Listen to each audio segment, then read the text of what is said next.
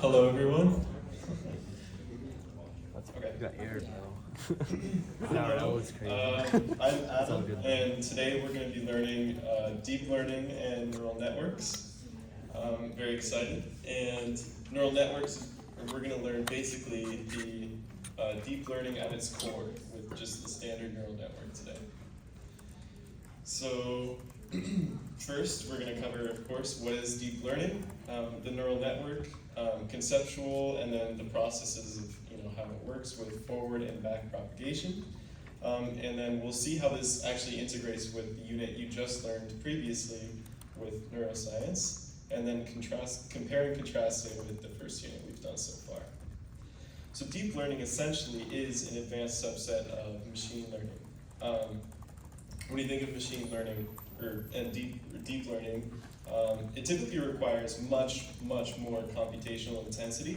So you'll have your graphics cards, GPUs, everything like that is essential. That's kind of why I guess NVIDIA is doing so well right now, because of transformers and ChatGPT being built on deep learning, of course. But yeah, so now we're going to go into neural networks. So this is the essential poster child of deep learning, of course, and this is what we're going to look back to. Right? This is a very simplistic view of a neural network.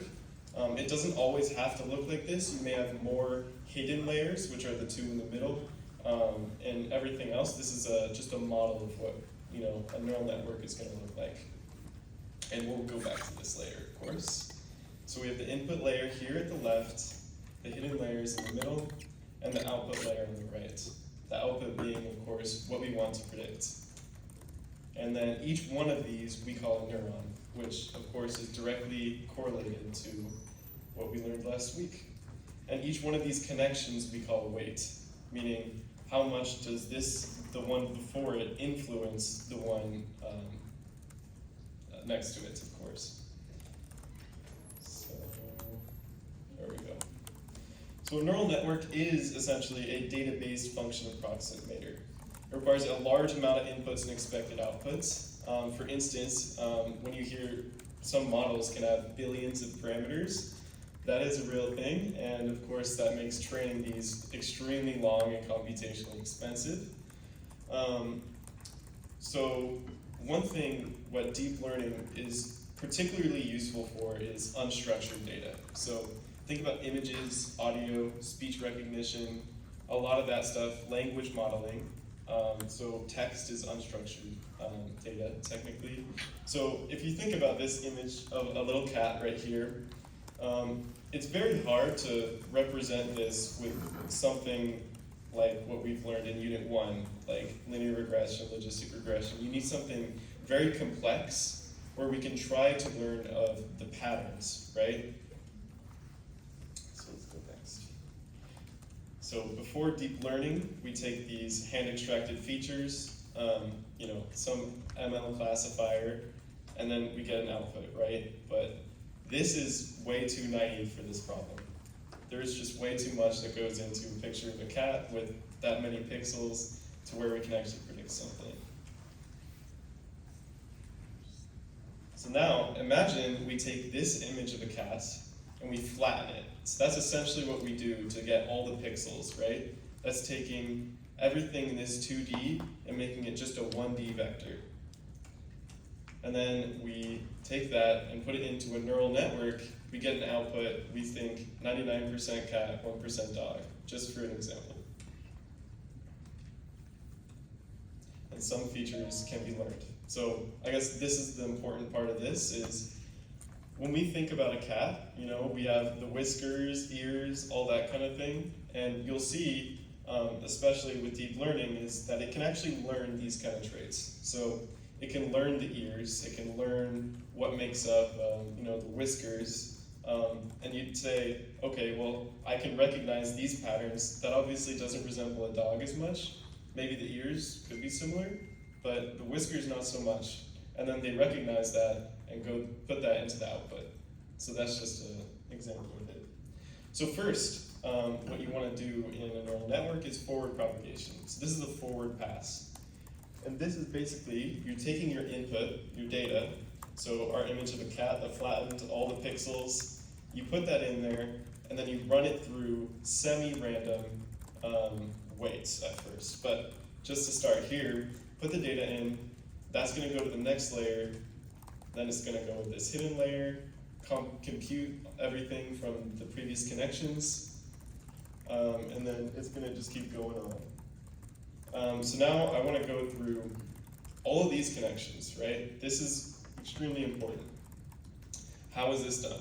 So if we think of it in a linear algebra sort of way, in a matrix, like a weight matrix, and this is going from the input layer to the first hidden layer, we can see it's a 5x4 matrix, meaning, and this will be all clear actually in the next slide. So we actually initialize these semi-randomly. So if we started with this, they're completely random, your first pass through is going to be terrible, right? There's no way you're going to instantly say that our image of a cat is a cat, right? Unless you're really lucky.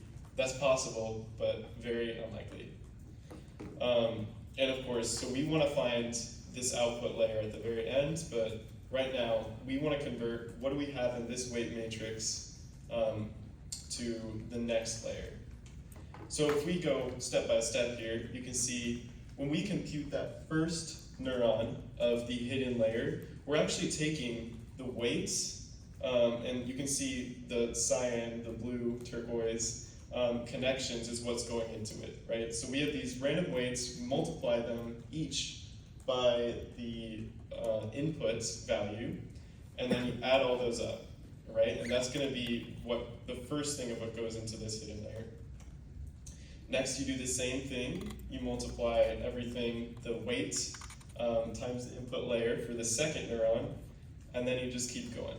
So you're going to keep adding, keep adding, keep adding, keep adding, and now we finally have, after doing all of that, 5 neurons here for the first hidden layer.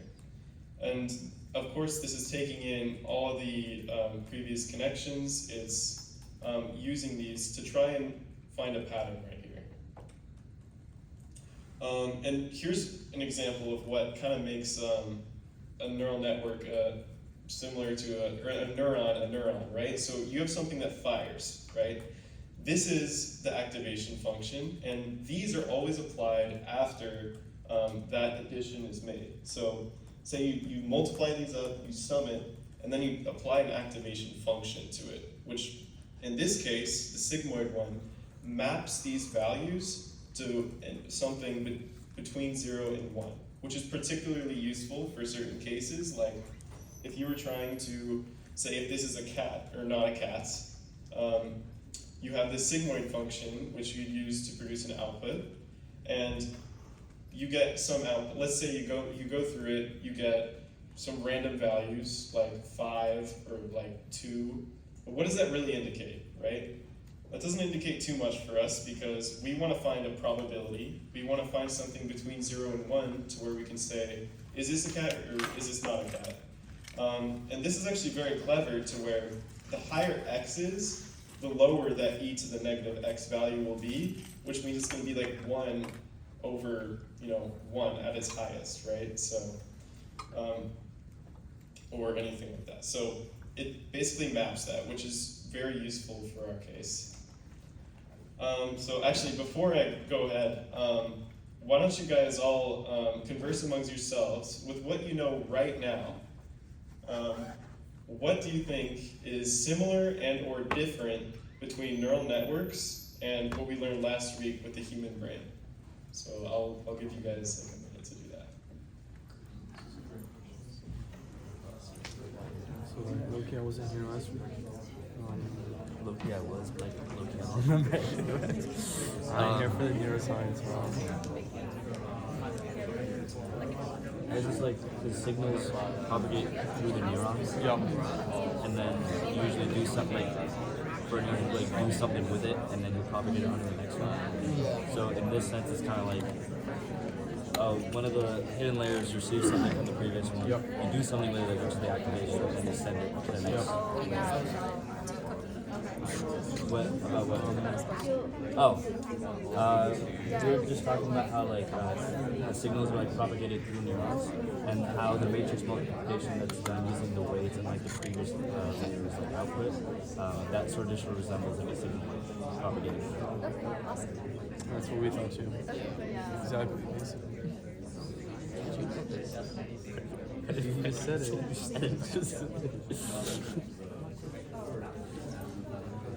I'm not very good at explaining. What? I'm not very good at explaining. It's looking rough. It's kind of hard though. Yeah, it's hard to explain. But like, no, yeah, I get it. The articles, articles are Yeah, so I like the articles. But like, because like we don't have a lot of time, and like obviously Yeah. you can't go into like Yeah. math and stuff. yeah. I feel like maybe we should like market it as a literacy kind Okay. of thing. So They shouldn't. I hope that was helpful. And You know what? now we're going to go into exactly kind of some connections, right? So neuron also implements nonlinear transformation of many inputs into an output. And these interconnectedness, so we can see that these interconnectedness was happening with the neural network, where we have multiple connections into these neurons, each one having, of course, these multiple connections, and each one is passing information. And this kind of roughly mimics high-level information propagation in the brain, and which is why it's called a neural network. But the connection is far from perfect, and the similarities tend to end here, but it has so much potential. And so we just saw the input layer going to the hidden layer. We saw that. But now we want to see how we go from the hidden layers to the other hidden layer, and the hidden to the output. And one thing is, so we get all these values, we do all that, we get the weights, we multiply these together, and we get each thing. But now, when we have, this is the same thing as similar to the logistic regression type of thing, where we have these random values, like, not random, but like 5, 2, 7, 8, but we want to see, okay, like, how do we get this into probabilities? And this is for multi-class classification. So the sigmoid activation function was just for one. But this is what you would use when you're trying to predict multi-class. So the probability that the input was a cat, probability it was a dog, probability that it was anything else, and so on. So softmax, essentially what that does is it takes everything and maps it to a value between 0 and 1, and so that each thing, or all of them together, add to 1. So a good example right here, let's say we have the values 0, 1, negative 0.5, 0.5, right?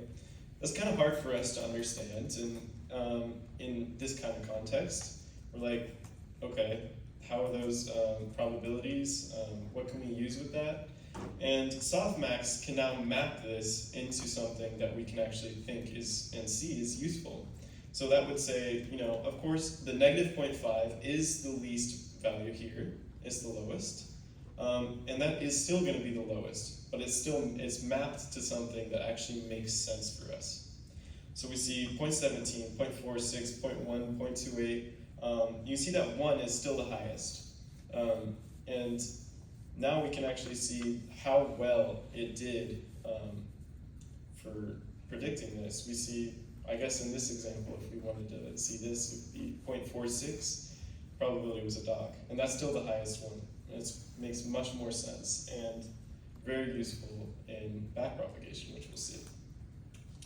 So if we did not apply the sigmoid or a nonlinear activation function, all the matrix multiplies we did could just be composed into one, right? So it would basically be linear regression. If you just did everything added up, you didn't do any activation function, that's just linear regression basically at its core. So we would lose the power of depth. And now we can see, here's an example where we have all these blue dots of one class and all the red dots of another class. And obviously we, looking at it, can see, okay, the ones in the middle are red and the ones on the outside are blue, but the machine can't really tell that. basically, this is a nonlinear transformation here. This is polar coordinates actually, and this is mapping it just like an activation function, and it is, or it's an example of one. And now we can see if we convert to polar coordinates, this is easily separable by a linear line, by just a line, yes. And that is why we actually need activation functions for neural networks to be effective at what they do. So here are some examples of activation functions, right? And there's many different purposes for them. ReLU is very widely used, and it's mainly for the hidden layers. So basically what this does is anything below 0 just goes to 0, and anything above 0, you stay at that, which is exemplified by this max 0x. And what this does is introduce this nonlinearity. It introduces this complexity, which we can then use to make these, obviously complex decisions on whether this is a cat or not a cat. And there's some other ones. Of course, we covered sigmoid, which is useful mainly in taking that last hidden layer and getting one probability out of it. Tan H is used in some other ones, such as, if you've ever heard, which we will learn later on, I believe, long, short-term memory networks. And it's basically the same thing as sigmoid, but it maps it between -1 and 1, which of course has its own cases where it would be particularly beneficial. So now we did all that forward pass. We took these random weights, we took all our inputs, fed it through the network, and got some output. Maybe it's not the output we want, it's just an output. But now we want to see how can we use that to make our weights better, right? How can we make it learn? And this is where the backpropagation comes into play. So this is finding the best weight matrices. We want a network that can accurately classify these images, that actually has learned these patterns in the data. So how do we tune them? That's the key question here.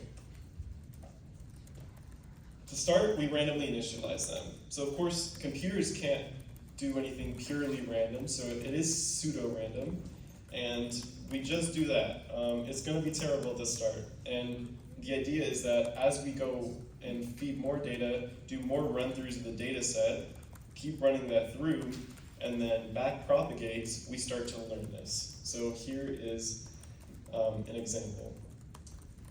Here's our loss function, or this is an example of what we want to see. Let's say we did that, we did the random ones, and we saw 0.2, it was a cat, right? Obviously, it didn't do well at that. It found something else to be high, all of these, it was just completely wrong, right? We want to see that it's 100% probability that it's a cat, and 0 for the rest, right? Because we know that this is a cat, we've labeled it that this is a cat.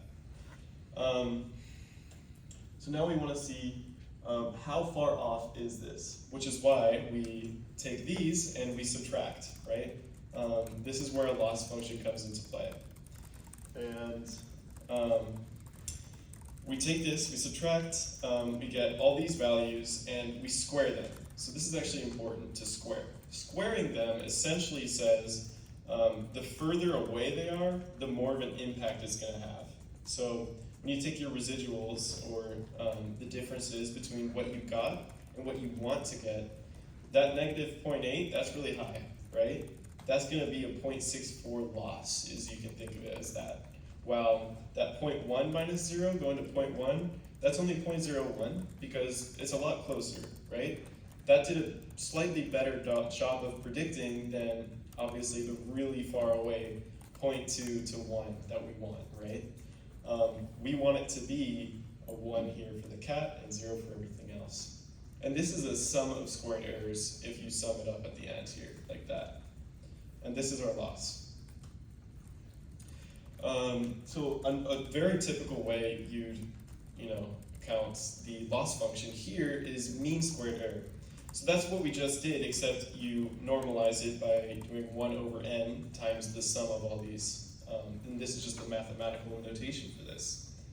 And of course, averaging over this gives us something we can actually really think about. So sum of squared errors, if you're thinking about that, and you have some, I guess, bigger value, mean squared error is much more interpretable for us humans because we can see in the context of the problem, on average, how far off was it, rather than something that just says, this is your total error. So it's much more useful to for us to interpret using MSE and SSE, for instance. But we need to keep this loss in vector form for backpropagation, which I'll get through right here. Now, when you have a neural network, there are multiple best ways to go about getting the right weights. And this is the loss landscape. So you have multiple minimas in here, and you'd see with these global minima, local minima, that's where your weights are tuned properly such that you would get a lower loss. So for instance, where the red is, that is particularly bad. That's where your weights are so bad that their loss is much higher than the rest. And an important thing is that there is not just one local minima in this. So an important thing is when we did linear regression, that's guaranteed to be convex, meaning there is one global minima, one local minima, and that's it. And this is actually a convex right here. So that one we wouldn't have to do gradient descent, and you do something called least squares for that actually. But linear regression is much more simple in that case because you either, with this a weight added or not added, you're either closer to the best fitted line or not. But in this case, you can actually do gradient descent and get into that local minima, and that's your parameters. So it's not always the same. Sometimes you start and you get to that global minima, sometimes you're caught in this local minima. But we essentially do this by going in the opposite direction of the gradient. So the gradient tells you the direction of the steepest descent. So you have some kind of loss function like this, and you get the gradient, which is the derivative of each derivative of x and derivative of y here. And you take that, and then you go in the opposite direction, because let's say you find it like this, it's a positive value that would be going up towards it, but you want to go down towards that pitfall, which is why you go in the opposite direction. And this is why it's called gradient descent. So this is a kind of math-heavy slide, but just want to go over basically what's happening here.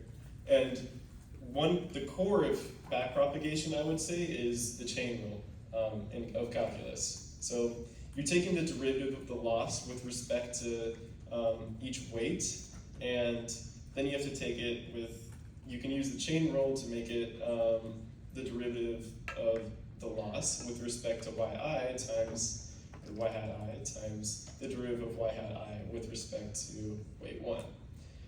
And this kind of allows us to have that kind of flow where we go from the loss function of the output and keep making that go back and updating it with derivatives here. So we use you can see I have the loss boxed in red, the loss function, and then we take the derivative of that, we do all this. You'll see a lot more of this in the homework and the unit on the mega doc, that you'll go more into this, and there's great videos that'll help you understand backpropagation more, because it's very important. So essentially we do this forward pass, we have these weights, weight 1 is 1, weight 2 is 2, weight 3 is 3, put that in, where z is basically just adding this up, and then we calculate the loss. Now let's say we get a loss of 5, then we want to find the gradient of L, which of course is the derivative of L with respect to each weight right here. So we know, let's say we already know that the derivative of L with respect to Z is 5. And we use the chain rule for that. And we want to find all of these. We have this, but we need to find the derivative of Z with respect to each of the weights now. So this, I'm just gonna quickly indicate that we're taking this z here, and we're just finding the derivatives based on what we know. So this is for each one. You see there's one on the left for weight 1, one for weight 2, one for weight 3, and it's actually, in this case, very simple that we just take, we find these derivatives, and we get 5a, 5b, and 5c. But now that we have that, we find these downstream gradients, right? So this is, now we want to update this. So here's an example. We have weight 1, for instance. We would take this weight 1, and we'd make it weight 1 minus lambda, which we'll get into, which is the learning rate, times 5a, which is what we calculated. So we want to update this by taking it in the opposite direction of the gradient. Now the learning rate, that's next, okay, and so on. The learning rate is very important because it tells us how fast, essentially, should we go about updating this. So if you think about it this way, we're thinking about it gradient descent as in trying to get to this minima right here at the lowest rate. Now if you have one that's too low, you're going to keep going through this, and you are going to update these weights in such a way that it goes toward this local minima using the loss function. But it's going to go so slowly that it's basically going to be very difficult to find a good learning rate or a good local minima here. Good learning rate will accurately do this, and it'll be not too high and not too small, such that it's going to take good steps in the right direction and make it down to this local minima. Now, high learning rate and much too high learning rate, that's essentially making too big of a steps. So you're essentially like crossing over a local minima, and you won't really find it. So that's very bad, clearly. So you'll never find the optimal weights if you do something too high that it basically passes over it. And here's a little graph right here that shows as an epoch happens. So an epoch is a pass through the whole training data set. So when you do machine learning on this, with deep learning, you actually pass through the training data multiple times, and that's what an epoch is. So let's say you train it for 10 epochs, you're passing through the training data 10 whole times, and that allows you to, and after one pass through, I guess, after one epoch in this example, that's when we do the backpropagation, and that's when we update the parameters. So if you're saying, or if you're seeing that the learning rate, with your learning rate that you have, your loss is actually getting more as you go through the epochs, as you keep passing through the training data, that's a very bad sign. You want a good decrease in your loss as you keep going through the epochs. So as you keep going through your training data, it should get better. So now, I guess, before I go into this, let's take like a minute and a half to say, right now, knowing what you know, what can you think of similarities or differences between machine learning topics and deep learning? So machine learning being what you learned in Unit 1, like the support vector machines, linear regression, logistic regression, all of that. So go ahead. I think obviously you're trying to find the minimum, right? Yeah. For all of them. So you have the least squared errors or whatever it is. That's pretty similar. Yeah, I think like the goal is the same as like this one is like on such a This one you have like a bunch of different bigger scale, variables, yeah. so you have to use whatever multivariate. Partial derivatives. We're learning those, bro. Yeah, low-key I recognize we it. learned I was it, like, okay, yeah, I know what this guy's talking about. Like, yeah. Did you actually review the demo? I did like the technical project or whatever it was. Like, I don't know if I reviewed it. I don't remember it. Like I just remember like linear regression is like something we did in statistics. We did like what is like That I don't know what that is. That's like literally just like reducing your like yeah. because like if you have a bunch of SVM is what the hell is We barely talked. We didn't use it at all. it? Yeah, you don't like And it's the such like technical a article just like talked about something else entirely. okay. The technical article was useful. No, it was good. I like It was good. whatever the K-means, K-medians. Oh, were yeah, like. K-means. That one was useful. But like, No, they write it well. they do. They did something about it. But like, it's low-key hard to like, just like show like Yeah, a, like slide you gotta, I of gotta like math. see it. Like for me, I gotta like see Yeah. the math. And No, I'll- the math makes sense. Because like, especially like when he's like talking, I think if you like visualize it then, and like show like, oh, like after this round, you're going down this much, and you go down this much, and you go down this much. Like this visualization is super helpful. Like I don't know.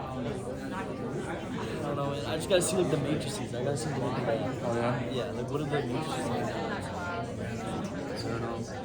Because I think the way it seems to me, they have like all all the data like this. So it's like the number of rows is like how many samples you have, and then the number of columns is how many features. Like that's the way I see it. I don't know if that's actually Yeah. that's actually how you do it. I do not think they're gonna explain it. They're not. The article Yeah, the article probably will. like, I'm in Oh, really? Every freshman I talked to got rejected. really? Actually. Yeah. Yeah. Oh, what the fuck? Like, are you part of the team? Yeah. Yeah. I heard it was like really competitive to get it. was it? Yeah. I know a lot of people. I know a lot of people who got in. Did you get it? Did I apply? I don't remember. I played it so many times. Okay.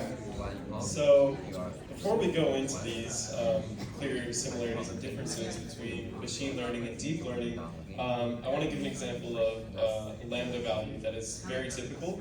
0.01 is actually a very typical lambda value. And for an example of this, if we go back here and we find whatever this is, we get the derivative, the dl dw is like 5, and our weight is 4. So right now our weight would be 4, that's w old. You'd actually only update that, right, by subtracting 0.01 times 5. So you'd only make that 3.95. So that's the kind of step you'd be taking. And okay, similarities and differences between machine learning and deep learning. So machine learning has theoretical guarantees with global minima. And that's the example kind of that I gave you guys with the linear regression being, okay, there's one global minima, there's one set of best parameters, and that's it. Deep learning does not have that, of course. Non-linearities make the loss landscape much worse with no guaranteed global minima. You can end up and you can do deep learning multiple times, you can do the same thing, and you'll have different parameters each time. That's very possible. That is what makes deep learning much less interpretable. Machine learning is also much faster to compute in general when we think of the typical ways to do machine learning. Deep learning, with all these hidden pass-throughs, hidden layers, and the backpropagation, it takes a while. So that's why we have graphics cards do that, which are much more powerful. It'll take a while if you do everything on just a CPU with deep learning, depending on what you do. And yes, so of course, machine learning has very powerful models itself, and like we'll get into random forest models and stuff like that. Those are really good. And interpretability is a very key feature that differentiates these two. So in machine learning, when we think of linear regression, for example, we can see how much each weight has an impact on the output. Deep learning sometimes can be considered like a black box in that it's very hard to interpret.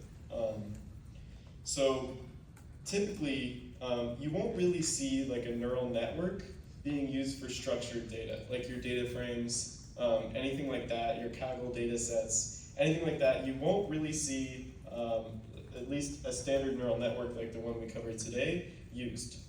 But this branches into much more intricate models such as transformers, which are, of course, the very hot topic that powers AI. And there's many other ways in which you'd use that. So unstructured data is where deep learning is extremely powerful, such as text, images, audio, and etc.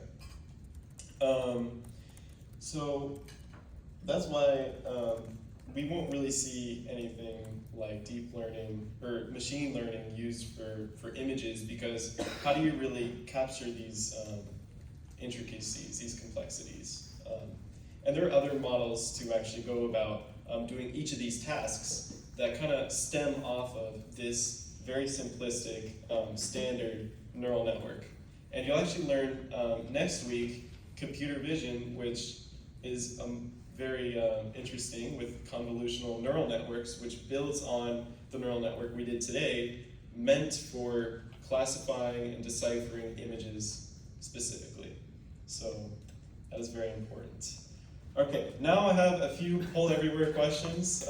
Should be fun. Let me set that up, and that you can all join. It should also be on here if I go to this. Okay. And then hopefully you guys can join. So, yes. Yes, and that's, huh? I don't know. I don't think so. Yeah, because, and you guys can vote on each of these things. Loss. I should hit the answers. And that's, if anyone doesn't see or doesn't want to use the QR code, that's Adam S 555. Someone put something funny.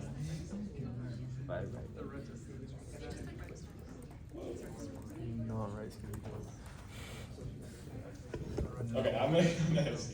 Okay, I think you guys get it. Obviously, backpropagation uses the chain rule to calculate the gradient of the loss function. And that's what we use. Okay, next, let's see. Okay, this is a very interesting one. So imagine you're training a neural network on the cat image from before. Now, what if we did all that, we found the weights for each thing, and we shifted each pixel to the right, and then 3 pixels, and then tried to predict?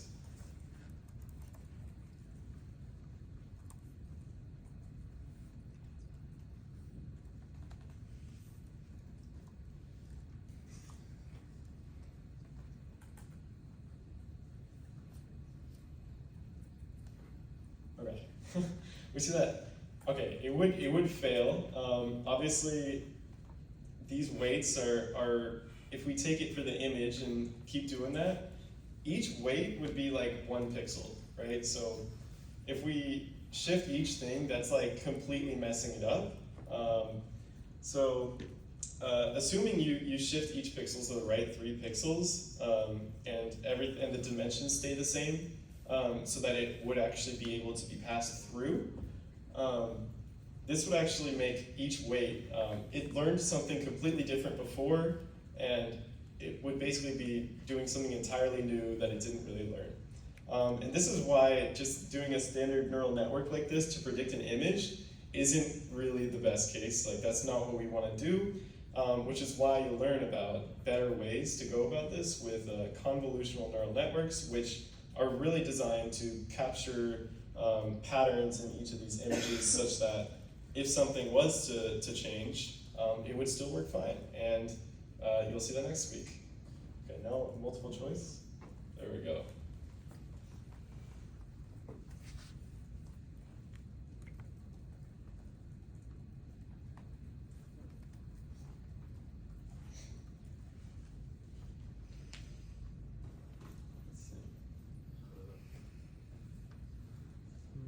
Okay, so of course, yeah, if a neural network were a bakery, what would the activation function represent?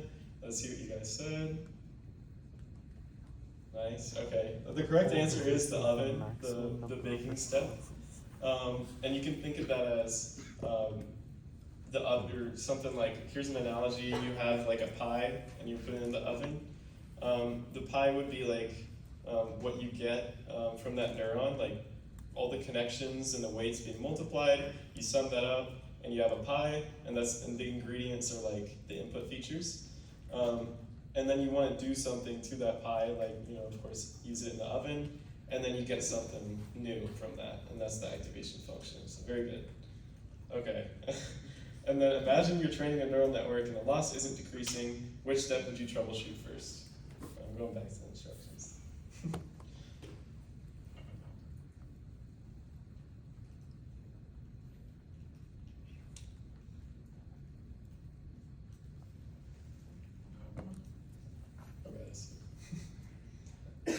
Okay, yes. Okay, of course it's the learning rate. You guys all know. You definitely want to look at the learning rate because the loss and the learning rate are often, very intertwined. Let's say your learning rate is too low, it's barely like decreasing, or it's too high, meaning the loss is potentially increasing when you go, and it's too volatile. So you definitely want to make sure your learning rate is correct, such that the loss is decreasing at a good rate. Okay, and then that should be the end of my presentation and this. So, thank you. Any questions? And then, did everyone do the check-in for? Yeah, I'll go back to the front. Ooh. I guess go backwards. Okay. Almost there. A quick recap right there. Okay, attendance forms. And then I'll let you take it from here. Yeah, so everyone can fill out those attendance forms. I'll give you like 30 seconds. Be fast. And let me know if you like my fun questions, by the way. I come up with them like 5 minutes before every meeting, so feedback's appreciated. Oh my god, I went away. Also, can we get another round of applause for Adam? Yes, good job!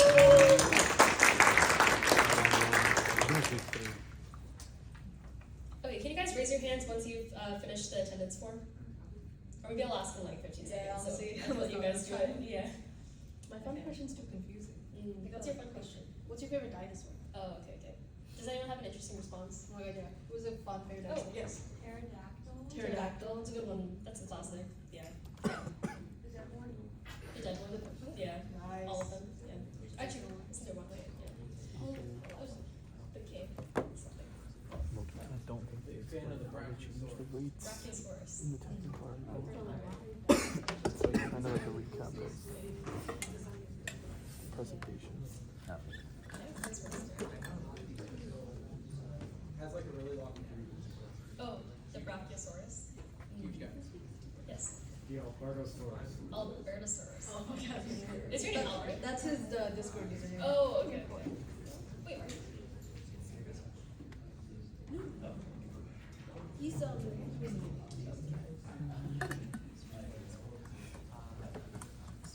oh wait, okay, raise your hands if you finished the attendance form.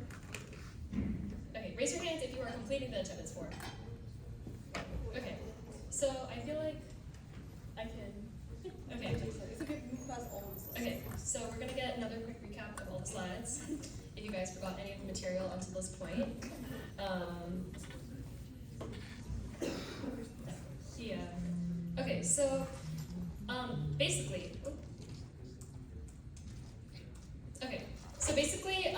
the interactive intelligence course has been running for like multiple quarters now, and every quarter we have amazing TAs who put in a lot of time to like answer your guys' questions.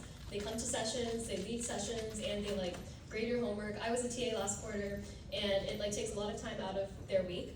And one thing that I